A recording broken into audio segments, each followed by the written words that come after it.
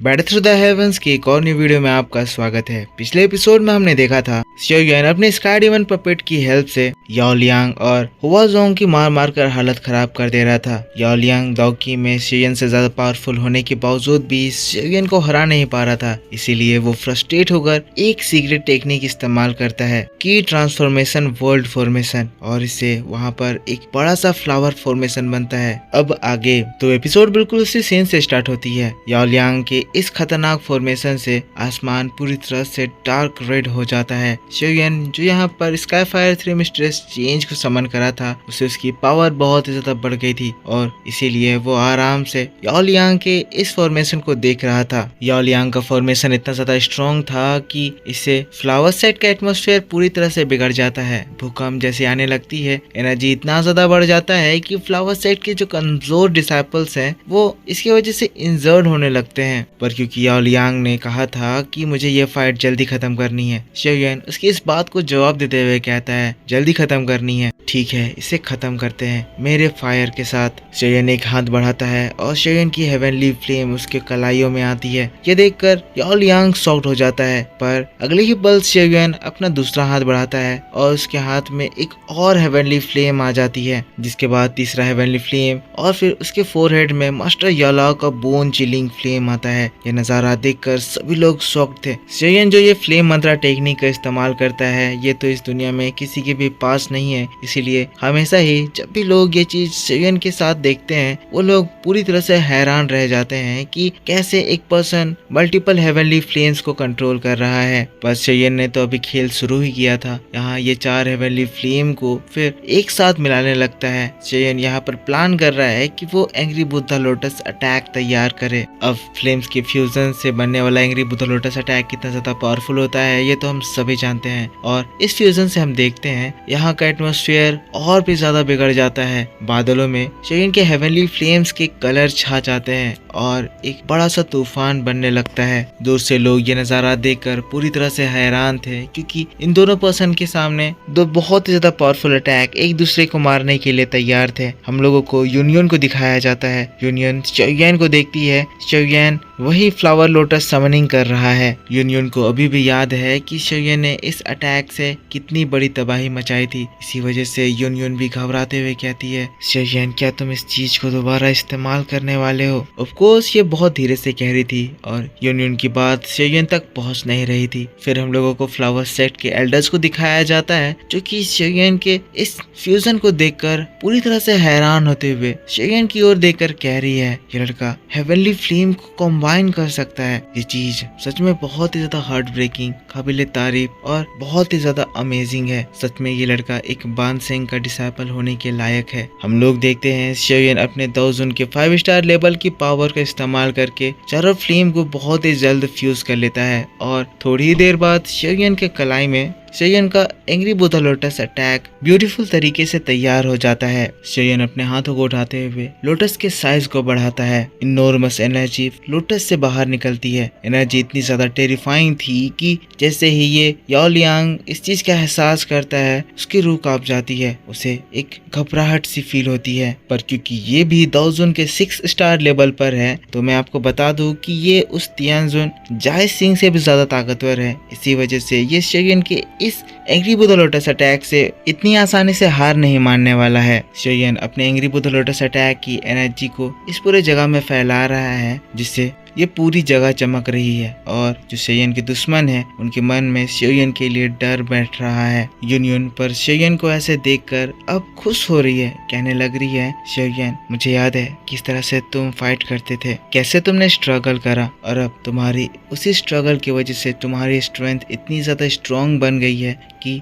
तुम अब एक दाओजुन के 6 स्टार लेवल के पर्सन को भी अपनी एनर्जी से डरा पा रहे हो। प्यार से शियोयन की ओर देख रही है, कह रही है, शियोयन लगता है जब हम लोग पहली बार मिले थे उसके बाद से तुम बहुत ही ज्यादा बदल गए हो। जितना मैंने सोचा था कि तुम ताकतवर हुए होगे, तुम मेरे एक्सपेक्टेशन को भी पार कर दिए। शियोयन तुम वाकई में बहुत तेजी से आगे बढ़ रहे हो। पर यहाँ शियोयन की इस पावर को देखकर उसके ओपोनेंट के साथ साथ फ्लावर सेट के ये एल्डर्स भी घबरा जाते हैं। यहाँ ये लोग देख रहे हैं कि दोनों पर्सन के पास इनविंसिबल पावर है। और अगर ये दोनों अटैक एक दूसरे से टकराते हैं तो जो एनर्जी निकलेगी वो इस फ्लावर सेट को डिस्ट्रॉय करने के लिए काफी हो जाएगी। इसी वजह से वो कहते हैं हम लोग इन दोनों लोगों को हमारे फ्लावर सेट को डिस्ट्रॉय करने नहीं दे सकते हैं। जिसके बाद जो सेकंड एल्डर है वो सभी डिसाइपल को कमांड देती है, कहती है मेरे ऑर्डर का पालन करो, सभी एक साथ इस जगह पर एक फॉर्मेशन बनाओ। सभी डिसाइपल एल्डर की बात सुनते ही एक साथ मिलकर फ्लावर सेट को एक फॉर्मेशन से कवर कर देते हैं। उस जगह पर एक बहुत ही स्ट्रॉन्ग बैरियर का फॉर्मेशन होता है। अब बैरियर के बनने के बाद हम लोग याओ लियांग को देखते हैं जो कि शेयन की ओर देखते हुए हंसते हुए कहता है शेयन मैंने तुम्हारे अटैक को देख लिया, पर अब तुम देखोगे कि मेरा की ट्रांसफॉर्मेशन वर्ल्ड अटैक कितना ज्यादा पावरफुल है। याओ लियांग जिसके बाद अपने अटैक को शेयन की ओर भेजता है। यहाँ पर इसके फ्लावर पेटल्स आगे बढ़ते हुए लहराते हैं जिससे आसमान में बड़े बड़े क्रैक्स बनने लगते हैं, ऐसे जैसे कोई दाउजून अटैक कर रहा हो। यहाँ इसके मूवमेंट से इस तरह के क्रैक से हम अंदाजा लगा सकते हैं कि यह अटैक कितना ज्यादा पावरफुल है। पर हम लोगों को फिर शेयन को दिखाया जाता है जो कि उसकी इस बात को सुनकर और उसके अटैक को देखकर मुस्कुराने लगता है, कहने लगता है तो ये है तुम्हारे दाउजून के 6 स्टार की पावर, तो अब जरा मेरा पावर देख लो। कहते हुए शेयन फिर अपने एंग्री बुद्धा लोटस अटैक को याओ लियांग की ओर लॉन्च करता है। शेयन के अटैक के मूवमेंट से भी आसमान में हल्के हल्के क्रैक्स आने लगते हैं। दोनों अटैक एक दूसरे के आमने सामने होते हैं। शेयन का अटैक याओ लियांग के फ्लावर पेटल अटैक की ओर बढ़ता है और हम देखते हैं ये चीज शेयन के लोटस अटैक को पकड़ने लगता है। देखते ही देखते वो शेयन के अटैक को पूरी तरह से ग्रैब कर लेता है और उसके मूवमेंट्स को रोक देता है। पर यही चीज इतना ज्यादा एनर्जी रिलीज कर रहा था कि इसकी वजह से जो बैरियर इन लोगों ने फॉर्म करा था वो बैरियर अब क्रैक होने लगता है, क्योंकि शेयन का angry Buddha lotus attack flowers द्वारा पकड़ लिया गया है। ये चीज देखकर याओ लियांग बड़ा खुश हो जाता है, कहने लगता है तुम्हारा क्या कहा था तुमने, तुम्हारा फ्लेम ऑफ डिस्ट्रक्शन मेरे फ्लावर अटैक का एक वार सह नहीं पाया। याओ लियांग पागलों की तरह हंस रहा था, लेकिन शेयन इसकी हंसी को देखकर खुद हंसने लगता है। और उसके बाद हम लोग शेयन के एंग्री बुद्धा लोटस अटैक को देखते हैं जो कि फ्लावर के उस केज के अंदर अभी भी घूम रहा था। भले ही वो आगे नहीं बढ़ पा रहा था पर उसकी एनर्जी उस जगह पर और भी ज्यादा बढ़ती जा रही थी। और फिर हम लोग शेयन को देखते हैं। शेयन अपनी मुट्ठी को कसता है, एंग्री बुद्धा लोटस अटैक उस जगह पर ब्लास्ट करता है और जब ब्लास्ट होता है एक भयंकर एनर्जी रिलीज होती है। शेयन का एंग्री बुद्धा लोटस एक बड़े से लोटस में ट्रांसफॉर्म होता है और जो एनर्जी निकली थी वो याओ लियांग के उस फ्लावर अटैक को तो डिस्ट्रॉय करती ही है, साथ साथ याओ लियांग के शरीर को भी इतना बुरी तरह से इंजर्ड कर देती है कि वो दूर उड़ जाता है। फ्लावर सेट के लोग बहुत मुश्किल से जो बैरियर बनाए थे वो पूरा बैरियर बहुत ही ज्यादा कमजोर हो जाता है, चारों ओर क्रैक्स बढ़ जाते हैं। पर इसके बाद शेयन अपने अटैक को न्यूट्रलाइज कर देता है। तो इस तरह से ये फाइट खत्म होता है। शेयन अपने स्काई डेमन पपेट के साथ नीचे जमीन पर उतरता है, लोगों को देखता है जिनकी हालत इस फाइट की वजह से खराब हो रखी है। शेयन अपने स्काई डेमन पपेट को देखता है जिसकी हालत खराब रखी है, उसकी बॉडी 80-90% डैमेज हो चुकी है। मतलब शेयन को जल्दी ही स्काई डेमन पपेट को रिपेयर करना होगा वरना इसका ये पपेट टूट जाएगा। शेयन पपेट को स्टोरेज रिंग में रखता है। यूनियन शेयन के पास आती है, पूछती है शेयन तुम ठीक तो हो। तभी जमीन पर एक धड़ाम की आवाज आती है। ये आवाज उस याओ लियांग के गिरने की थी। याओ लियांग उस फोर्स से इतना ऊपर उड़ गया था कि अभी वो नीचे गिरा है और हम उसकी हालत देख सकते हैं जो कि बहुत ही ज्यादा खराब हो गई है। याओ लियांग की हालत को देखकर अब सभी लोग शेयन की पावर का लोहा मान रहे हैं, बात कर रहे हैं, कह रहे हैं याओ लियांग दाउजून के 6 स्टार लेवल पर है, वही शेयन दाउजून के 2 स्टार लेवल पर है, पर इसके बावजूद शेयन उसको हरा दिया। वाकई में जो रूमर्स हमने शेयन के बारे में सुन रखा था वो सब सच है। लेकिन तभी फ्लावर सेट के एल्डर्स आ जाते हैं और फिर शेयन से कहते हैं शेयन तुमने ये रियलाइज करा कि तुम्हारी ये फाइटिंग स्किल हमारे फ्लावर सेट को डिस्ट्रॉय कर सकती थी। शेयन तुरंत ही अपने हाथों को जोड़ लेता है, माफी मांगते हुए कहता है मुझे माफ करिएगा, ये सब कुछ फ्लो में हो गया था। होप करता हूँ सीनियर मुझे इसके लिए ब्लेम नहीं कर रही होंगी।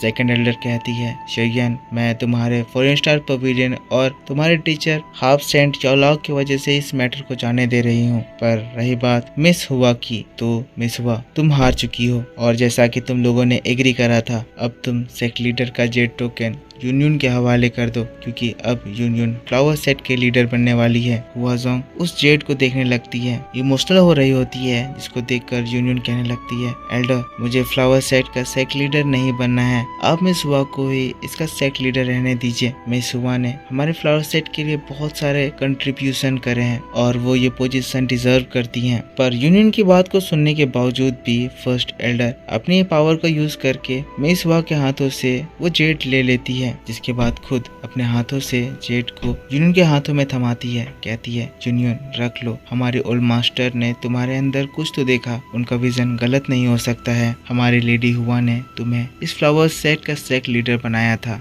और उन्होंने अपनी पूरी लाइफ की फाइटिंग स्पिरिट तुम्हारे हवाले करी थी। दूसरी एल्डर कहती है, इसीलिए तुम इस फ्लावर सेट के लीडर बनने के लायक हो, परफेक्ट कैंडिडेट हो। जिसके बाद शेयन भी यूनियन को समझाता है, यूनियन एक्सेप्ट कर लो ओल्ड मास्टर और अपने सीनियर के काइंडनेस को ऐसे रिजेक्ट मत करो। सभी लोगों के इतने समझाने पर यूनियन भी मान जाती है। पर फिर ये देखकर याओ लियांग कहने लगता है, तो ग्रेट एल्डर अब आप मुझे बताइए कि इसके बाद हमारा प्रोफाउंड स्काई सेक्ट और आपका फ्लावर सेक्ट एक अलाई है या दुश्मन है? एक बार दोबारा सोच लीजिए, अगर आप फ्लावर सेट के लीडर का पोजीशन इस यूनियन को दोगे तो हमारा प्रोफाउंड वन सेक्ट कभी भी आपसे खुश नहीं होगा। लेकिन ये बात को सुनकर फिर शेयन आगे बढ़ता है और फिर कहता है, प्रोफाउंड स्काई सेक्ट के एक्शंस के बारे में सभी लोग अच्छी तरह से जानते हैं। अगर flower sect profound sky sect के साथ अलायंस क्रिएट करती भी है तो वो ज्यादा समय तक नहीं चलेगी। शेयन की बात को सुनकर मैं सुबह बौखलाते हुए कहती है, शेयन अपनी बकवास बातें करना बंद करो। पर शेयन इसकी बातों को इग्नोर करते हुए कहता है, अगर ग्रेट एल्डर चाहे तो